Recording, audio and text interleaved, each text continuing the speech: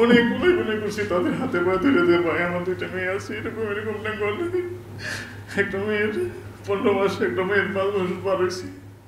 মেয়েকে আবার কোলে তুলতে পারবেন, দেখতে পারবেন পরিবারের মুখ, সেই আশা ছেড়ে দিয়েছিলেন রোমেল। মানব পাচারের শিকার হয়ে লিবিয়ায় 2.5 মাস জিম্মি জীবনের বর্ণনা দিতে গিয়ে কান্নায় ভেঙে পড়েন তিনি।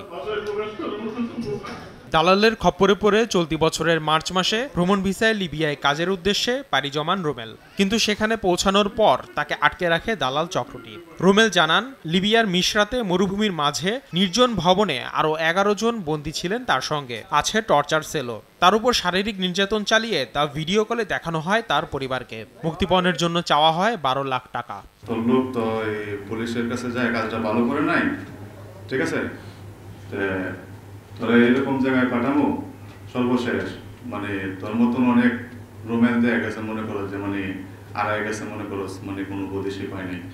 তখন ভিডিও কলে ছেলেরা আমরা দেখায় খুব মারপিট করে, কইতেছে হাতের লুক উঠাই ফেলাইব, মাইরা ফেলাইব, কবজা কেটে লাইব।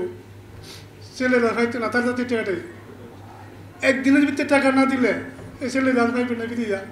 ঘটনাটি পিবিআইকে জানানো হলে এপ্রিলে চক্রটির মূল হোতা সোহেলকে দেশ ছেড়ে পালানোর সময় শাহজালাল আন্তর্জাতিক বিমানবন্দরে গ্রেফতার করে তারা। পরে সোহেলের কথায় রোমেলকে ছেড়ে দেয় চক্রটি। 24 মে দেশে ফিরেন তিনি। গ্রেফতার করা হয় আরও 2 জনকে।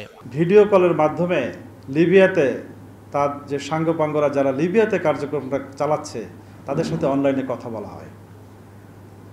কথা বলার একটা পর্যায়ে অনেক কথা দরবার অনেক কিছুর পরে একটা পর্যায়ে মানে আসামি সোহেলের চাপের ফলেই এই ভিকটিমকে ফেরত দেওয়ার জন্য সম্মতি হয়। চক্রের সবাই বাংলাদেশি উল্লেখ করে পিবিআই জানিয়েছে, লিবিয়ায় অবস্থানকারী বাকি সদস্যদের গ্রেফতারের চেষ্টা চালাচ্ছেন তারা। আসিফ মোহাম্মদ সিয়াম, সময় সংবাদ, ঢাকা।